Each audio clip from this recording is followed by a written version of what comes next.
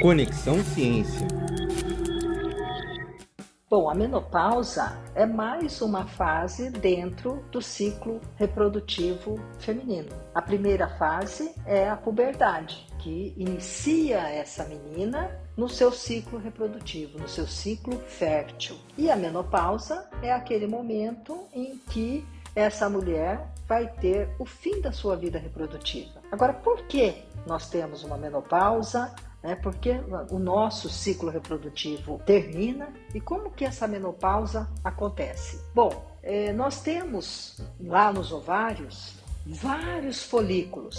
Todos, a gente já nasce com milhares, centenas de milhares de folículos. Todos esses folículos são chamados de folículos imaturos. Então a gente tem uma densidade bastante grande. Conforme a gente entra na nossa puberdade e começa a permitir que esses folículos vão se tornando maduros até chegar o momento de expelir o seu ovócito, ao longo da nossa vida reprodutiva, cada mês a gente entra nesse período de maturação de um determinado folículo e liberação desse ovócito. E esse processo, ao longo da nossa vida reprodutiva, vai acontecendo naturalmente. Consequentemente, nós vamos tendo uma diminuição gradual da quantidade de folículos que nós temos nos nossos ovários. Consequentemente, quando nós atingimos por volta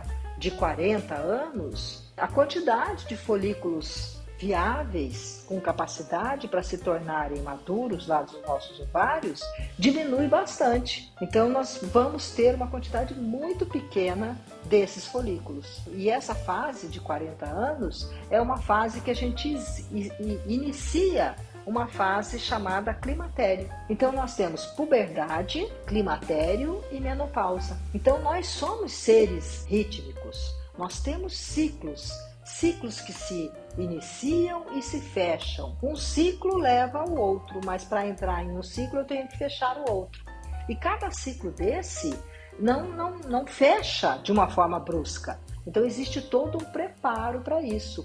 Quando a gente fala em cronobiologia, a gente trabalha muito essa questão, né? Já que os nossos ritmos endógenos têm essa importante função de se antecipar, de preparar o nosso corpo para os eventos que estão por acontecer. E o climatério, no caso, tem essa função de preparar o nosso corpo para essa queda e alteração gradual que vai acontecer nos nossos hormônios. Porque existe um eixo que a gente chama de eixo hipófise, que é uma glândula lá do sistema nervoso, e ovário. Então, quando a gente falou sobre a menstruação, eu falei sobre dois importantes hormônios hipofisários, o FSH e o LH. O hormônio FSH, ele é o hormônio folículo estimulante. Então, é um hormônio que é produzido pela hipófise e que vai agir lá no folículo do ovário. Então, quando a gente chega nessa etapa da vida, lá por volta de 40, 45 anos, esse FSH vai chegar lá nos nossos ovários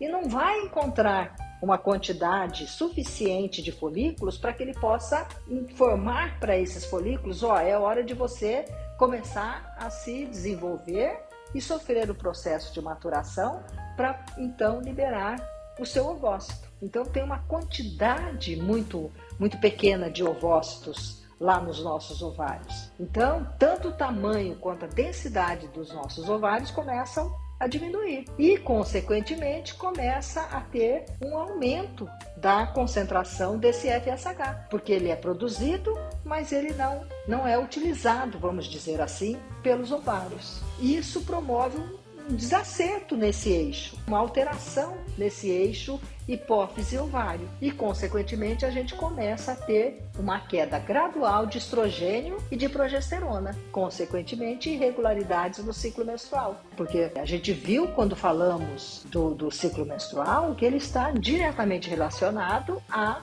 concentração de estrogênio e de progesterona nas diferentes fases do ciclo. Fase menstrual, fase folicular, fase ovulatória e fase lútea. Então, se eu tenho uma queda gradual de estrogênio e de progesterona, porque os ovários já não têm folículos suficientes, consequentemente ele não consegue produzir estrogênio e progesterona da forma como deveria. O FSH, por sua vez, está aumentado, porque a hipófise continua produzindo o FSH, mas ela não consegue responder, receber a resposta dos ovários. Então nós temos, em termos de hormônio, um aumento da concentração de FSH e uma queda gradual de estrogênio e progesterona. E isso começa a acontecer por volta de 40 anos e vai se estendendo gradualmente até que essa mulher atinja 50, 55 anos de idade. Então isso é muito variável. Então, se for fazer uma dosagem de FSH, se uma mulher for lá ao médico e pedir, que ela quer saber qual é a dosagem do seu FSH, ela vai encontrar como resultado que o FSH vai estar alto e a carga de estrogênio e progesterona está baixa, mostrando então esse desacerto no ciclo ou no eixo hipófise-ovário, marcando então o início do climatério e a proximidade com a menopausa. No momento em que acaba a menstruação, primeiro começa a se tornar irregular. Olha que interessante, lá no início, na puberdade, a menstruação também era irregular, Então o ovário estava começando a aprender a produzir os seus hormônios.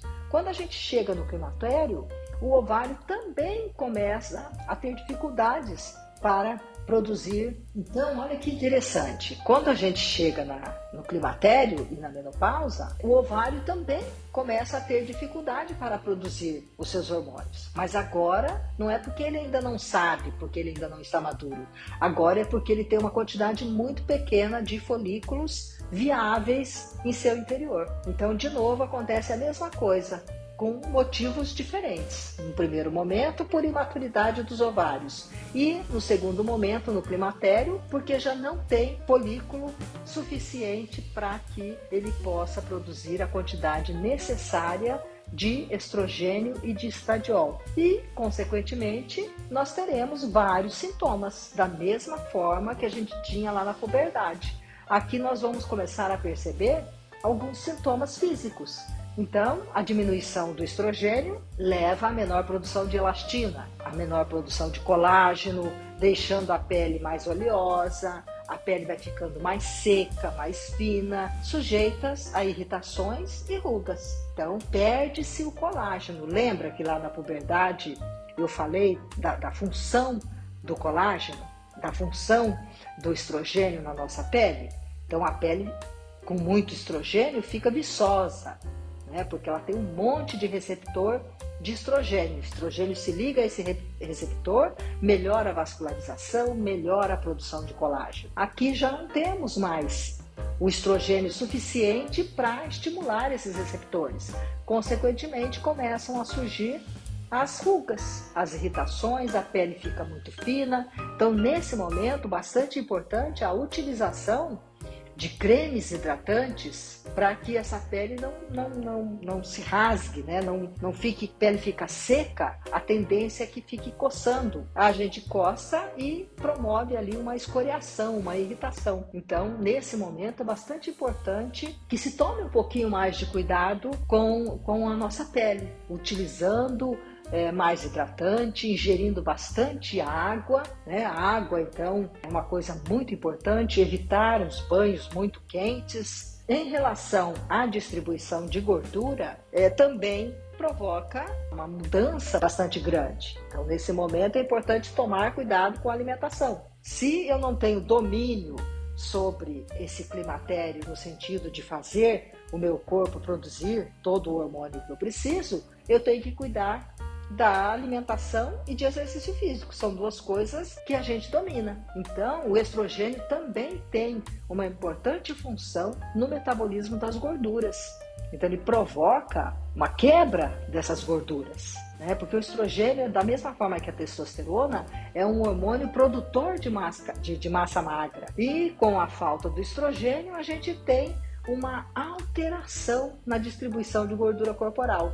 e a tendência é que essa gordura corporal se acumule na região do abdômen e nos membros superiores. Então isso é uma característica feminina, de acumular tecido adiposo na região de membro superior. O que fazer com isso? Duas opções: ou a reposição hormonal com estrogênio e progesterona, que deve ser feita com o profissional médico, e em conjunto com isso cuidar da nossa alimentação, bastante ingestão de água e exercício físico, para manter a nossa estrutura de massa magra e também a nossa estrutura de massa óssea, bastante importante. Se a gente pensar que a gente quer ter uma vida mais longa, né, uma expectativa de vida maior, é importante que a gente tenha em mente que para chegar aí aos 85, 90 anos, é preciso que a gente tenha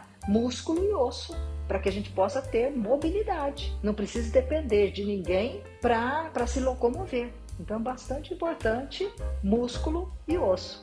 E músculo e osso a gente só consegue manter fazendo exercício de força, então precisa fazer musculação, e o osso também. Então o osso vai responder a esse aumento da massa magra, também produzindo mais tecido ósseo. Então é um momento em que, em relação aos sintomas físicos, a gente precisa ter alguns cuidados com a alimentação. Então, na verdade, ingerir menos alimentos ruins, que a gente pode dizer, né, que são alimentos mais propensos à deposição de gorduras, que também, eu acabei não falando, mas a gordura visceral, que é aquela gordura que fica envolvendo as nossas vísceras e que é bastante preocupante, também acontece nessa fase.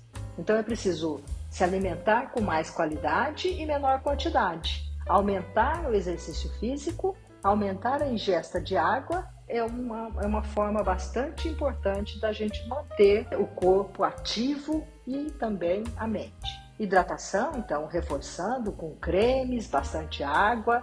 Esses cremes podem ser cremes diurnos e noturnos, e muito exercício físico. Em relação aos sintomas emocionais, eles são bastante variáveis, e eu não teria, inclusive, uma fundamentação para discutir sobre todos esses sintomas emocionais, né? Então eu estaria entrando aí no campo da psicologia, da psiquiatria, mas a gente observa que é preciso estar preparada para entrar na menopausa.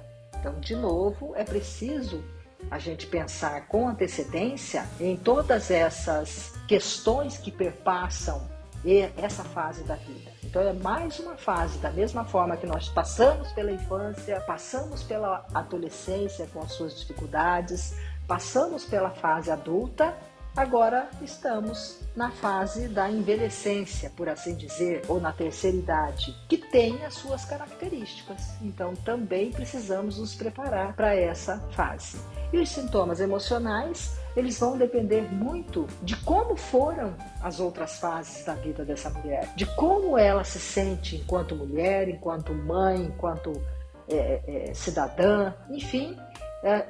Existem muitas coisas que podem comprometer as questões emocionais nesse momento dessa mulher. Na grande maioria, elas são casadas, têm filhos, é um momento que culmina com a saída dos filhos de casa. Muitas mulheres não estão preparadas para essa saída. Às vezes acontece uma separação, é um momento também que provavelmente os pais já estão na fase mais próximo do fim dos seus ciclos de vida, estão próximos da morte. Às vezes a morte dos pais também interfere, então são bastante bastante extensos os sintomas emocionais. Eu acabei pulando os sintomas vasomotores, que acaba sendo um sintoma físico também. Aqui eu acho bastante importante falar um pouquinho sobre isso.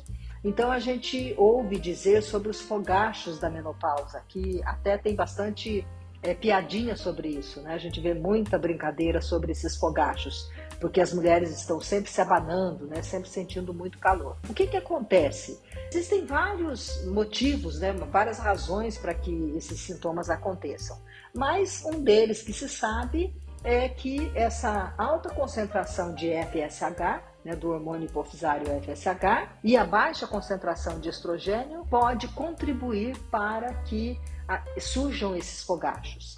Então é um calor diferente do calor que normalmente a gente sente, ou que todas as pessoas sentem. Então esse calor ele vem na região do pescoço e do rosto, ele é repentino, faz essa mulher transpirar bastante. Geralmente eles acontecem bastante no período noturno e acabam interferindo na qualidade de sono dessa mulher. Então, além de ser muito desagradável, porque transpira muito e essa mulher acaba tendo que tomar mais banho, ela se sente mais úmida o tempo todo. Então é um sintoma que incomoda muito. Durante o período da noite vira transtorno muito grande, porque fica assim, sente calor, tira a coberta. E após essa onda de calor é comum que se venha um tremor de frio. Então ela fica, põe a coberta, tira a coberta, põe coberta, tira a coberta, liga ar, desliga ar. Liga ventilador, desliga ventilador. E isso, além de atrapalhar o sono dessa mulher, se ela é casada, tem um parceiro ou uma parceira, vai interferir no sono dessa parceira e desse parceiro também. Algumas mulheres, elas transpiram tanto que chega a precisar trocar o lençol, trocar o pijama. Então, elas passam a ter problemas com o seu ciclo sono-vigília. Então, a gente sabe que quando uma pessoa não dorme direito, ela fica privada de sono, a gente tem uma infinidade de sintomas, inclusive emocionais. Então, o sono, uma boa noite de sono, pelo menos 8 horas de sono por dia, é essencial para a nossa qualidade de vida. Essa mulher, então, ela não está conseguindo cumprir com essa meta. E, consequentemente, isso vai interferir na vida, tanto física quanto emocional dessa mulher. Se ela não dormiu direito à noite, ela vai ter coragem de ir para uma academia? Não, ela não vai ter coragem. Ela vai acabar procurando descansar o máximo que ela puder em qualquer momento que ela estiver ali. Então percebe que entra num círculo ruim, num círculo vicioso. Então, de novo, é um momento importante para procurar a ajuda médica, para avaliar novamente a possibilidade de fazer reposição ou de buscar outras saídas para que esses fogachos, esses sintomas vasomotores sejam diminuídos. Eu acho que eu gostaria de fechar esse tema, mais uma vez frisando a importância de que a menopausa marca o fim da vida reprodutiva e não o fim da vida sexual. Então isso é bastante importante, a gente quebrar esse conceito social bastante arraigado e lembrar que com os avanços da medicina, a nossa expectativa de vida é muito longa, né? Passou aí, é comum que se fale em uma expectativa de vida de 90, 95, 100 anos. E a cada dia aumenta mais ainda. Isso significa que é muito difícil a gente pensar, viver numa deficiência estrogênica com sintomas, sobretudo, por tanto tempo. É um período muito grande que pode ser utilizado para que essa mulher possa aproveitar um pouco mais a vida dela. Ela já trabalhou, os filhos já estão crescidos e ela possa então passear, fazer o que ela gosta, viajar ou enfim, cuidar dela. Então é bastante importante, novamente, a educação em saúde reprodutiva, para que cada pessoa possa se autoconhecer. No momento em que a gente se autoconhece, a gente pode ter um maior autocuidado e, consequentemente, trabalhar em cima de prevenção e não de forma curativa, né? Quando a gente trabalha com prevenção, a gente não precisa medicar para curar, porque a gente preveniu antes que uma doença aparecesse. Pensem sobre isso. Conexão Ciência.